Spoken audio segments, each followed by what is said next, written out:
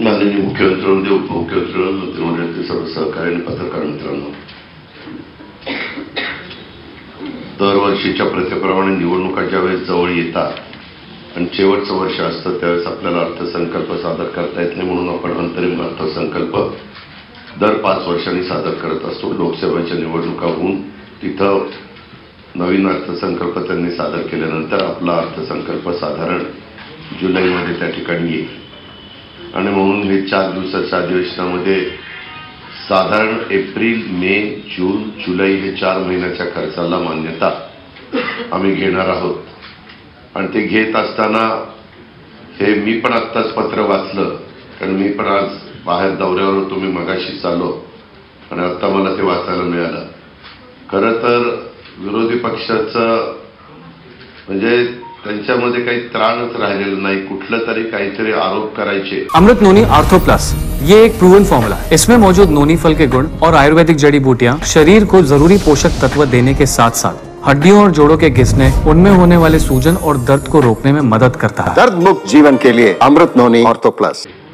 त्याच्यामध्ये मी तर आल्यावर एक चौकशी केली महानंदच्या बद्दल. बघा, सातत्याने बोललं जातं की हे महानंद गुजरातला देऊन टाकलं, गुजरातच्या दावणीला बांधलं.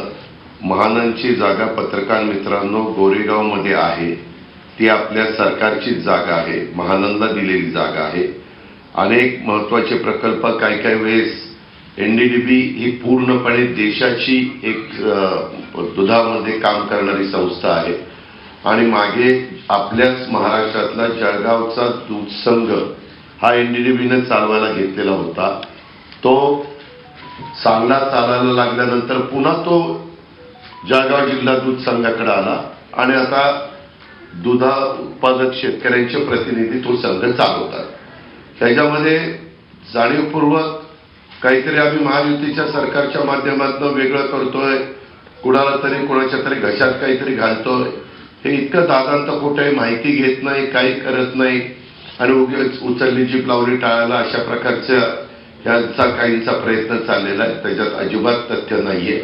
ही बाब मला आवर्जून आपल्याला सगळ्यांना सांगायची. मी करार केल्यानंतर अजून करार पण झालेला नाहीये. चर्चा झालेली आहे, सगळ्यांनी राजीनामे दिलेले. आता त्यांचा प्रस्ताव आल्यानंतर कॅबिनेट त्याच्याबद्दलची चर्चा करेल, निर्णय त्या बाबतीमध्ये घेईल आणि तो स्पष्टपणे आपल्या सगळ्यांनाच कळेल.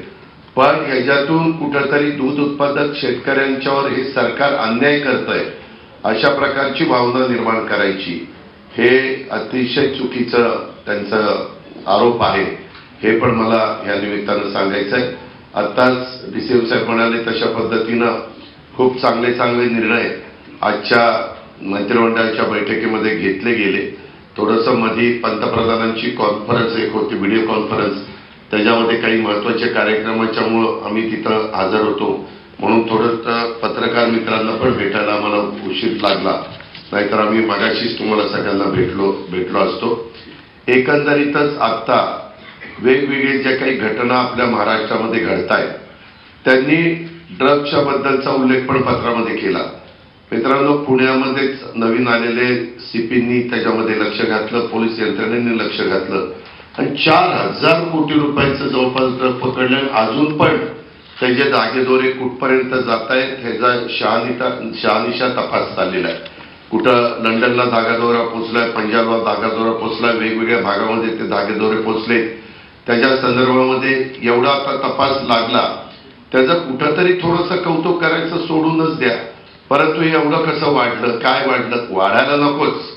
आपल्यामधली नवीन पिढी ह्याच्यामध्ये कुठंतरी त्याच्या आहारी जाण्याचं अजिबात काही कारण नाही. त्याकरता खबरदारी सरकार कोणाचंही असलं तरी घेतली गेली पाहिजे, हेही त्रिवार सत्य आहे.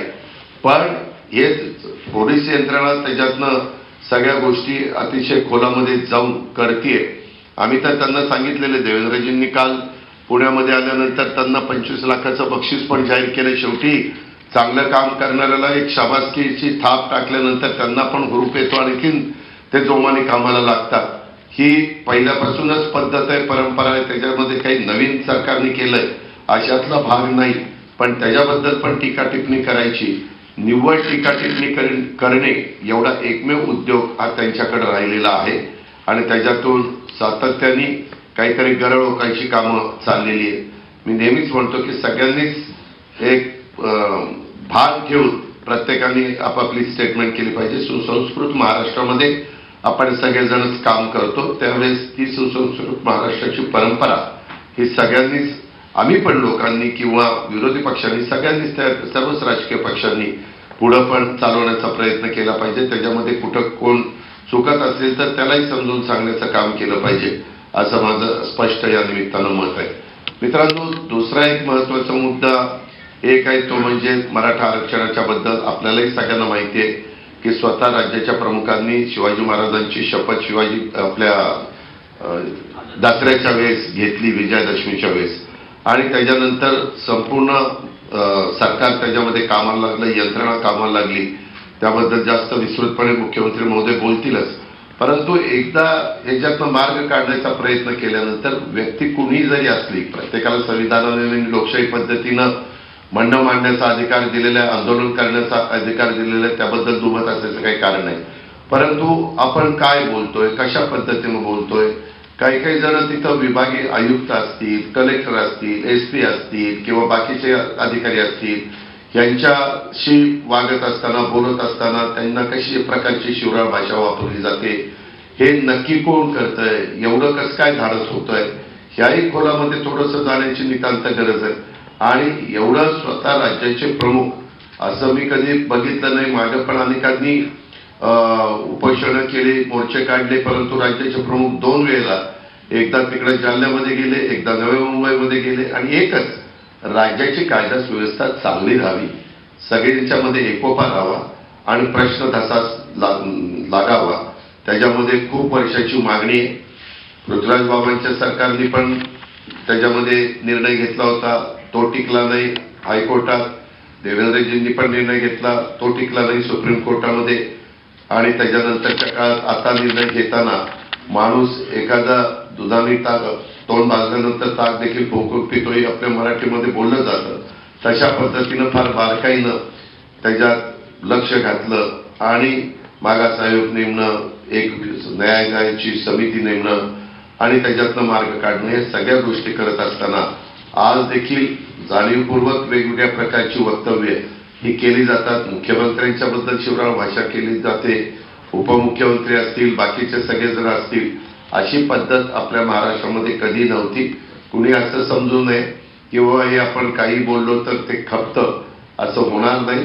शेवटी सगळ्यांना नियम कायदे सारखे आहेत याची नोंद देखील सगळ्यांनी घ्यावी.